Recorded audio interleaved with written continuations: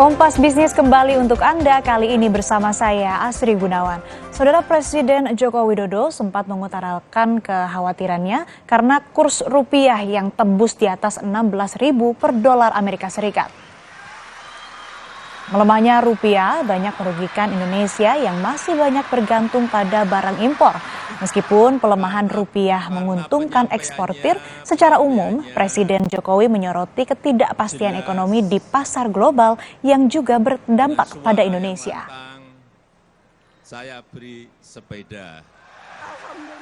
Oleh negara-negara di seluruh dunia saat ini ada 3. Yang pertama yang berkaitan dengan kurs. Kalau di Indonesia ya rupiah dengan dolar. Kuat mana? Kuat rupiah atau kuat dolar? Begitu kuat dolar, hati-hati, ada harga-harga yang akan naik. Tetapi kalau kuat rupiah, nah harga barang-barang terutama yang impor itu menjadi jauh lebih murah. Inilah yang ditakuti oleh negara-negara, semua negara. Kurs, kemarin kita agak ngeri juga waktu kurs rupiah ke dolar melompat di atas 16.000 rupiah, 16.200. Kita sudah mulai getir-getir karena negara lain juga melompat lebih dari itu. Yang pertama kurs. Yang kedua harga minyak. Hati-hati, perang di Palestina yang mengikut sertakan Iran dalam kancah perang itu juga mengkhawatirkan dunia sehingga harga minyak sempat naik. Apa yang terjadi kalau minyak naik? Jangan dianggap remeh. Perang yang jauh dari kita bisa berpengaruh kepada Indonesia. Kalau harga minyak naik karena produksi Iran turun, artinya apa? Semua barang-barang akan ikut naik. Kemudian yang ketiga yang ditakuti oleh semua negara, yang namanya bunga pinjaman.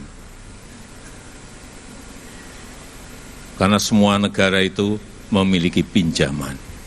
Ada yang sampai 220%, nggak usah saya sebut negaranya, Bapak Ibu saya kira sudah tahu. Ada yang 130% yang dekat kita, saya kira Bapak Ibu juga sudah tahu.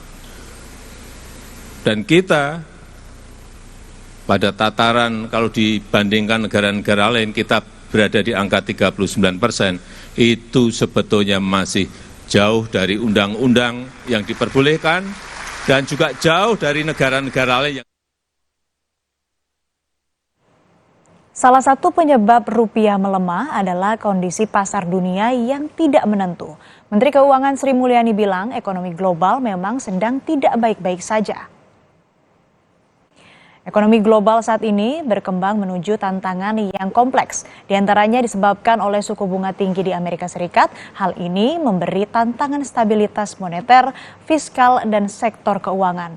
Untuk menjaga stabilitas tetap ada, mitigasi tetap dilakukan, terutama atas dampak tensi geopolitik, masalah perdagangan, investasi, pertumbuhan yang melambat, kualitas sumber daya manusia, infrastruktur, perubahan iklim, dan digitalisasi. Tahun ini kita masukin tahun 2024 dan environment-nya belum membaik. Dan kita sudah merasakan headwind itu terasa sekali. Makanya waktu kuartal 1 dengan pertumbuhan tetap di 5,11 yang kemarin BPS sampaikan itu is a good start. Tapi tidak boleh dianggap taken for granted. Inflasi kita ada di 3% year on year. Dan nilai tukar kita sempat dan melonjak di atas 16.000 karena tadi higher for longer terus. Suku bunga kita juga mulai terasa pressure-nya mendekati ke 7% di 6,94 end of period-nya. Secara year to date sampai dengan Mei, April masih di 6,74. Harga minyak juga lebih volatile karena kejadian di Iran, kemudian terjadi yang Palestina, ini semuanya menimbulkan uncertainty baru di dalam kondisi dunia. Untuk memperkuat stabilitas ekonomi di tengah tingginya ketidakpastian global, Bank Indonesia mempertahankan bunga acuan atau BI rate di level 6,25%. Rapat Dewan Gubernur Bank Indonesia pada 21 sampai 22 Mei 2024 memutuskan mempertahankan bunga acuan atau BI rate di level 6,25%. Suku bunga deposit facility juga tetap di 5,5% dan suku bunga lending facility sebesar 7%. Keputusan ini konsisten dengan kebijakan moneter pro-stability, yaitu sebagai langkah preemptif dan forward-looking untuk memastikan inflasi tetap terkendali dalam sasaran 2,5 plus minus 1% pada 2024 dan 2025, termasuk efektivitas dalam menjaga aliran masuk modal asing dan stabilitas nilai tukar rupiah.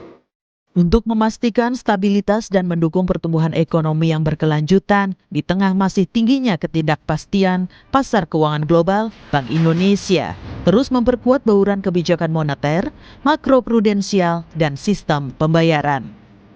Di antaranya melalui pertama, penguatan strategi operasi moneter pro-market untuk meningkatkan efektivitas kebijakan moneter melalui penguatan struktur suku bunga di pasar uang dan optimalisasi sekuritas rupiah Bank Indonesia (SRBI), sekuritas falas Bank Indonesia (SVBI), dan sukuk falas Bank Indonesia (SUVBI). Kedua, peningkatan stabilisasi nilai tukar rupiah melalui intervensi di pasar falas pada transaksi spot domestic non-deliverable forward atau DNDF dan surat berharga negara atau SBN di pasar sekunder. Ketiga, penguatan strategi transaksi term repo, SBN, dan swap falas yang kompetitif guna menjaga kecukupan likuiditas perbankan. Keempat, pendalaman kebijakan transparansi suku bunga pasar kredit (SBDK) dengan fokus pendalaman suku bunga kredit berdasarkan sektor ekonomi. Kelima, penguatan sinergi perluasan akseptasi digital bersama pelaku industri sistem pembayaran dalam rangka peningkatan akuisisi merchant kris di seluruh kategori UMKM melalui peningkatan kualitas layanan, penguatan berbagai program promosi dan kampanye penggunaan kris antara lain kris jelajah Indonesia. Nilai tukar rupiah tercatat menguat 1,66% hingga 21 Mei 2024 setelah melemah 2,49% pada April 2024. Terdapat 4 faktor yang mendorong penguatan rupiah, yaitu kembali masuknya aliran portofolio asing, menariknya imbal hasil, prospek ekonomi Indonesia yang baik dibanding emerging market, komitmen Bank Indonesia dalam menjaga stabilitas nilai tukar melalui respon bauran kebijakan moneter. Dalam pengendalian inflasi, koordinasi kebijakan dengan pemerintah pusat dan daerah ditempuh melalui Program Gerakan Nasional Pengendalian Inflasi Pangan (GNPIP) di berbagai daerah dalam Tim Pengendalian Inflasi Pusat dan Daerah (TPIP) dan TPID. Koordinasi tersebut membantu menjaga inflasi terkendali pada sasaran 2,5% plus minus 1%. Pada bulan April 2024, inflasi IHK tercatat 3%.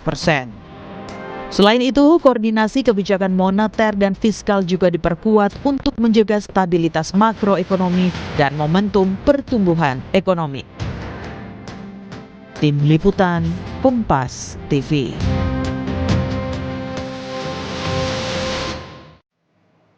Saudara